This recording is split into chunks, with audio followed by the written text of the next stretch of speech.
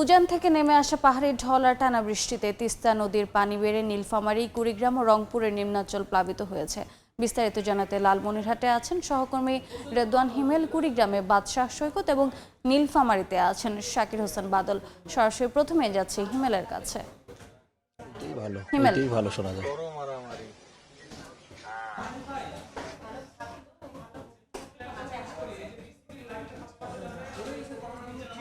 থেকে জানিয়ে রাখি, যখনই তিস্তার পানি বাড়ে তখনই কিন্তু তিস্তার তীরবর্তী বা নিম্ন অঞ্চলের মানুষের কষ্টের সীমা পরিসীমা একেবারে থাকে না। ঠিক সকাল 8টায় যেমনটি আপনাদের রংপুরের গঙ্গাচড়া উপজেলার তিস্তার নিম্ন অঞ্চলের মানুষদের খবর জানিয়েছিলাম, ঠিক এখন আমি এই মুহূর্তে আছি রংপুরের যেই লালমনিরহাটের আদমবিদিতর যে ইউনিয়ন, আদমবিদিতর উপজেলার যে রয়েছে সেখানে আমি যদি একটু আপনাদেরকে জানানোর চেষ্টা করছি। এই মুহূর্তে এই গ্রামে প্রায় আমি দেখছি 9টি ওয়ার্ড রয়েছে। সেই 9টি ওয়ার্ডে একেবারে কিন্তু প্রায় হাজার হাজার মানুষ কিন্তু একেবারে পানিবন্দী হয়ে পড়েছে। স্কুল, কলেজ, মাদ্রাসা এবং এখানে পাশে আমি যেহেতু রেখেছি মহিষখোঁচা যে ইউনিয়ন রয়েছে উপজেলার আদমবিদিতর যে আদিতমারি যে উপজেলা রয়েছে সেটার মহিষখোঁচার গোবর্ধন কমিউনিটি ক্লিনিক, সেটাও কিন্তু একবারে কোমর সমান পানিতে একেবারে তলিয়ে গেছে। কিছুক্ষণ আমরা এখানকার যিনি কর্তব্যরত দায়িত্বে ছিলেন তার সঙ্গে কথা বলছিলাম। তিনি যেমনটি বলছেন, মানুষ কিন্তু এখানে এসে এই রাস্তাটা দিয়ে এসে কিন্তু সেবাও নিতে পারছে না। সেখানে কিন্তু ওষুধ মেডিসিন নিয়ে মানুষকে কিন্তু সহযোগিতা করছেন এবং নিয়ে গিয়ে যারা আসলে পানিবন্দী হয়েছেন, বিভিন্ন এই পানিতে কিন্তু অনেকেরই ডায়রিয়া ধরনের বিভিন্ন ধরনের রোগ কিন্তু হচ্ছে। সেক্ষেত্রে কিন্তু এইখানের কর্তব্যরত যিনি চিকিৎসক রয়েছেন তিনি কিন্তু এই ওষুধগুলো নিয়ে যেয়ে তাদেরকে সেবা দিচ্ছেন। এছাড়াও আমি দেখেছি রংপুর, নীলফামারী, লালমনিরহাট এবং যে কুড়িগ্রাম রয়েছে সেখানেও কিন্তু তিস্তা পাড়ের হাজার হাজার মানুষের কিন্তু পানিবন্দী হয়ে পড়েছে। তারা যেমনটি বলছেন যে গতকাল থেকে কিন্তু পানি বাড়ার সঙ্গে সঙ্গে কিন্তু মানুষের কষ্টের যে আভাস সেটা কিন্তু তারা পেয়েছেন। এরপরে আমি পানি উন্নয়ন বোর্ডের সঙ্গে কিছুক্ষণ আগে কথা বলেছি। তারা যেমনটি বলেছেন, কাউনিয়া যে ব্যারেজ পয়েন্ট যেটা বিপদসীমার 1 সেন্টিমিটার উপর দিয়ে পানি প্রবাহিত হলো, ডালিয়া ব্যারেজ পয়েন্ট রয়েছে এখন কিছুটা বিপদসীমা 3 সেন্টিমিটার নিচ দিয়ে পানি প্রবাহিত হচ্ছে। পানি বাড়ার সঙ্গে সঙ্গে কিন্তু এই যে তিস্তা পাড়ের হাজার হাজার মানুষের কিন্তু কান্না আসলে থামছে না।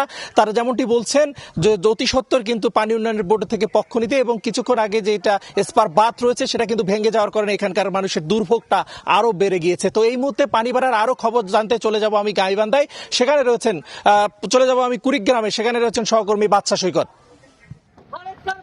আমি এই মুহূর্তে রয়েছি কুড়িগ্রাম সদর উপজেলার যে যাত্রাপুর রয়েছে, যাত্রাপুর ইউনিয়নের যে বানিয়াপাড়ায়। যদি দেখাই যে গত রাত থেকে কিন্তু হঠাৎ করে যে উজানের ঢল, সেই উজানের ঢলে কিন্তু তীব্র গতিতে এই দুধকুমার নদীর পানি প্রবাহিত হচ্ছে। এর ফলে কিন্তু এখানে যদি দেখাই যে অসংখ্য ঘর বাড়ি, অন্তত 50টির মতো বাড়ি কিন্তু এখান থেকে সরিয়ে নিচ্ছেন এখানকার মানুষজন। এবং সে যে ভাঙ্গন, মানে একের পর এক ভাঙ্গনে কিন্তু তারা গাছপালা সরিয়ে নিচ্ছেন। এবং আমি যদি দেখাই যে প্রায় এই 1 কিলোমিটার জুড়ে কিন্তু এই ভাঙ্গনের যে ভয়াবহতা সেটি অব্যাহত রয়েছে। এবং এখানে প্রায় 50টির মতো বাড়ি কিন্তু সরিয়ে নিচ্ছেন যে বাসিন্দারা।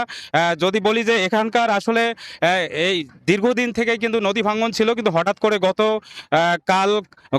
গতকালের যে বৃষ্টি এবং সাথে উজানের নেমে আসা যে ঢল, সেই ঢলের কারণে কিন্তু এই কুড়িগ্রামের এই যাত্রাপুরের এই বানিয়াপাড়ায় এই ভাঙ্গন তীব্র হয়ে উঠেছে। এবং আমি আরও যেটা খবর নিয়েছি যে এই দুধকুমোর নদের পাড় জুড়ে কিন্তু অসংখ্য এলাকায় অর্থাৎ অসংখ্য পয়েন্টে কিন্তু এই ভাঙ্গন অব্যাহত রয়েছে।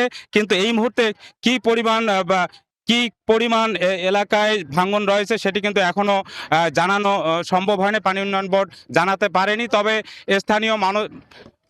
স্থানীয় মানুষজন ক্ষোভ প্রকাশ করছেন যে তাদের নদী শাসন না করার কারণে তারা এই ক্ষতির মুখে পড়েছেন। এই ছিল কুড়িগ্রামের ভাঙ্গনের সর্বশেষ। আমরা এই মুহূর্তে চলে যাব নীলফামারীতে রয়েছেন আমাদের সহকর্মী শাকির হোসেন বাদল, সেখানকার পরিস্থিতি, নদী পরিস্থিতি জানতে। বাদশার কাছে নদী ভাঙ্গনের কথা শুনছিলাম আমরা। আমি এখন যেটি বলতে চাচ্ছি যে গতকাল আপনারা জেনেছেন যে গতকাল নীলফামারী জেলার কিশোরগঞ্জ উপজেলার গাড়াগ্রাম ইউনিয়নে ব্যাপক হারে ঝড়ে মানুষের বসত বাড়ি, ঘরবাড়ি, গাছপালা বিধ্বস্ত হয়েছে।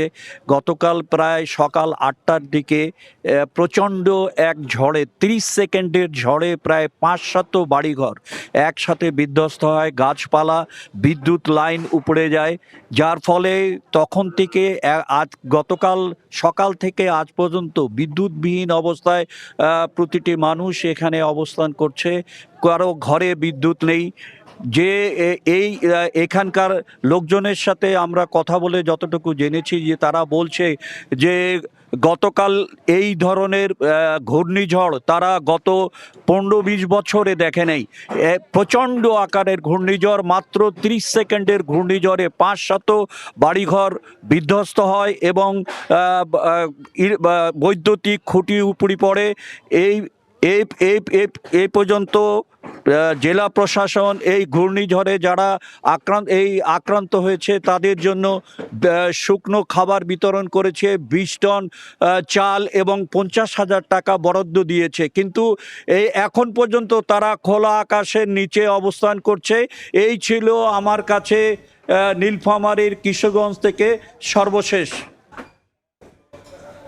সরাসরি যুক্ত ছিলাম নীলফামারী, কুড়িগ্রাম এবং লালমনিরহাটে।